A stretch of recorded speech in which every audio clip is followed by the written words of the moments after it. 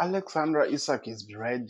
We have known that for such a long time. And I had to give it some time to marinate because a lot of excitement that is coming. So, hello, guys. Welcome back to another video. This is the Football Connect. And this is just one of those videos you do when you're preparing for the games after an international break, a long one at that. And I've been quiet because I just needed to get away a bit, but I'm back for the football because what we love the most is the football, and we're gonna be talking about what's been happening and what are we excited about when it comes to Alexander Isak. So don't forget to click the like button. Don't forget to subscribe to Connect. Of course, remember, Margay could not become a Liverpool player. We all know how that one played out like, and we know what all people's thoughts were on that one, as well as Harvey Elliott moved to Aston Villa. So a lot of things have happened in the transfer window when it comes to Liverpool that maybe if we don't even talk about it, might be weird, but we need to cover it because we are Liverpool fans. So let's talk about first Alexander Isak becoming red. So he becomes Liverpool number 9.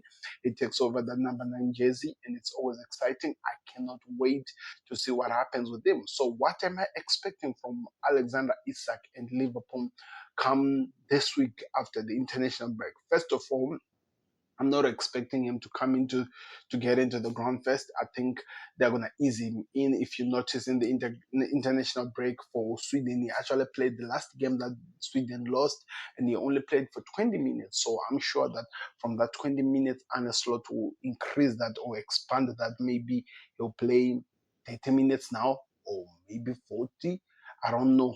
But one thing that we have to understand, they're going to try to ease him in because one thing that was made clear, according to some of the information we were getting, is that every player that who's not been playing for about 4 months, it's literally like a player coming from an injury. You have to ease him in, let him get used to the game slowly but surely, let him understand what football is all about at the end of the day. But also, you have to understand he's coming to a new team. This new Liverpool team, yes, he is Premier League proven. He understands what the Premier League demands, whatever that happens in the Premier League. That is clear, never a problem. We cannot question that. But he is coming to a new league. And it's going to need him to, it's going to take time for him to find his legs. It's going to take time for him to find his fitness and to be ready to perform. And I think that's one thing that is really important. So what am I expecting is the manager maybe playing more than 20 minutes that he played, or did he play 25 minutes? 20 minutes that he played for Sweden, and also trying to make him understand. So I'm expecting to see Hugo Ekitike continue as the number 9, and of course the team that has been playing Cody Gakpo, Mo Salah. By the way, Salah is actually on the plane right now going to Enfield, if I heard properly. He's actually going to Liverpool. He might be arrive later on today or maybe tomorrow. I'm not sure about that. He's coming from Burkina Faso. It's a private land that is using. So it's gonna be exciting to see what happens. This has been one of those crazy transfer, and we have been hearing what the player has been saying, especially with the way the Newcastle media has been trying to tarnish his name. They've been working so hard to try to create things. How can somebody say that he was never showing any mission of trying to win anything with Newcastle? That is absolutely lies, and it has been proven. And I don't know, we're gonna hear more from that. But one thing about the man, he said that he was asked about this by the media. He said that a lot of things that people have been saying about me, however, they've been saying it has been one sided. They are hearing this from their one side, so they are misinformed in a way. They don't really understand what has been happening.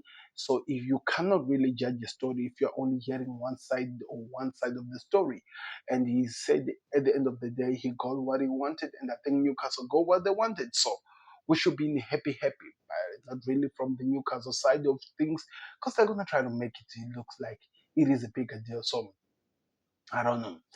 It's something that we just have to ignore. So what am I expecting from Isak really on the field? Yes, I've talked about on the off the field what I expect to happen. I'm expecting him to be just hit the ground running, because one thing that we can tell the difference between Newcastle and Liverpool is that we create more chances, we give the opportunity, and we can help the player to get more opportunity to score. So if we have seen what he can do with the small opportunities. What will he do? How is his movement? Is himself positioning him in the certain positions help the team, also help him to get opportunities, even passes from the players which are easy to score. It's gonna be exciting. Of course, that flowness of being in a team for a long time, understanding his teammates is gonna take time. The chemistry in the ground, it needs to be built. You can still see Salah is talking about how he's still trying to get the chemistry with Hugo Ekitike, as in Florian Wirtz. We need to start using Florian Wirtz. I can tell that at some point that the team is still sometimes slow to him, slow to the movement that Florian will be expecting. So I'm hoping that it really improves, because we need any help we can get to really have the best performance ever. So Flo is back. Everyone is back. What is Arne Slot's plan? What has he been working on through the international break to help the team get there? Of course, our game is going to be on Sundays and it's going to be against Burnley. Then we have a game, I think it's on Wednesday, the first Champions League of Liverpool. So things are now heating up, people. Things are now getting very, very seriously. So I'm gonna be covering as much as I can. Of course, expect that this is just me telling you I'm back. Expect a build up of the game that is coming. Expect what I'm expecting from the team as a whole and what I'll be looking at from Liverpool. Then also talk about the other things that are gonna be happening. So, talking of other things, like I said, Liverpool just launched their third kit of the season, and it's a green one. Oh my God, it's amazing. I still don't even have my first kit or second, but we'll work on that. We'll work on that. We're still here. We're still here. We're still Nike people. We'll work on that. We'll get there. So they released an amazing green shirt, and I really love it. The black one on Allison is so amazing.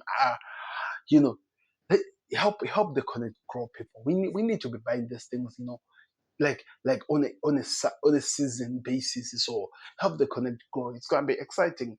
So yes, they are working on those things. Really important, getting the jerseys and everything. You saw what we saw. Let's talk about the other things in terms of the transfers that happened in terms of the transfer out. Harvey Elliott went to Newcastle, went to Aston Villa on loan.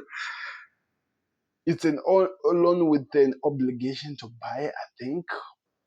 I don't know. I'm happy for him, because one thing that I'm hoping that he gets is game time, something that he's not been getting at Liverpool. And so many people who can see what Harvey Elliott is capable of doing and possible to do, they can tell you that this is a big best signing that Aston Villa have made, because they've been struggling. Look at how they've been destroyed. They were destroyed by 3 goals to nil by Crystal Palace the last game before the international break. They need to improve on that. They need to find a way, direction on how they do that. And they've got Harvey Elliott to do that. They've got Jordan Sanchez to do that. Lindelof now a defender on that other side. So it is an interesting one. I'm gonna really miss Harvey Elliott. He has always been that guy. He's always been that guy for us, and I've always enjoyed every time to watch him, and I cannot wait to see what happens going forward. Then on the other side, which is really important, how how does he get to adjust to his small team, and what does he need to do to get the best out of him? What would Unai Emery do to get the best out of Harvey Elliott? Those are the questions that we wait to see, and I cannot expect to see what's going to happen on the day. Talking of international break, of course, a lot of players were playing for Liverpool. Ibu Konate seems like he's been really, really making so much noise, talking about him now ready to Kylian Mbappe calling him every single time. It looks like Ib is already shining and saying so much to Real Madrid. He might want to go to Real Madrid, and Liverpool are not going to play stupid on that. If he wants to go, then he's going to go. I think one thing about the club that I'm loving right now, if you want to be part of us, then be part of us. If you're not interested in being part of us, then please walk away. And that's how Liverpool are really turning up, and they're moving like, and I really respect it.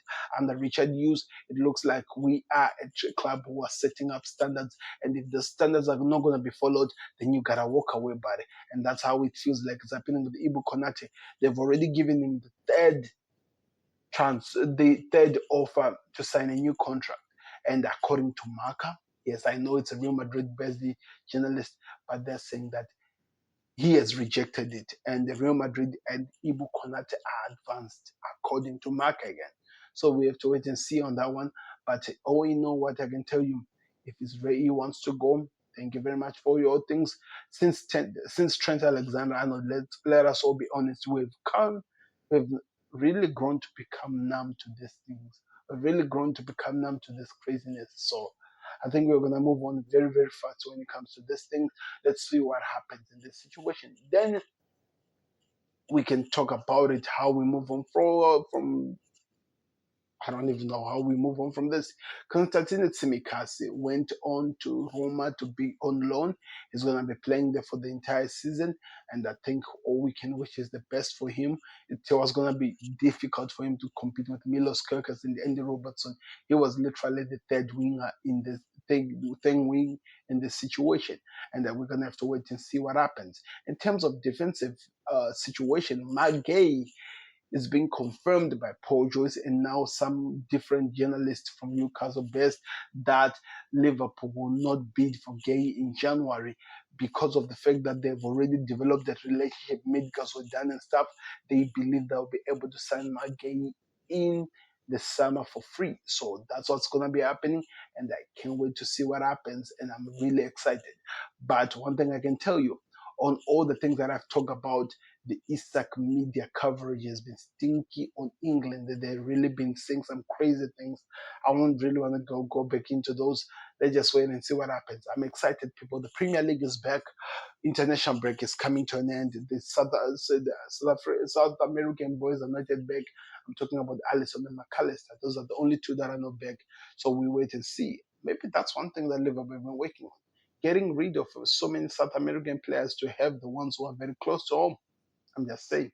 Like the video, subscribe to Connect LFC. I'll see you on another one. We are back. The Football Connect is back, and we're going to be covering the information and everything that is happening. Like the video, and we're out. Subscribe to the Connect.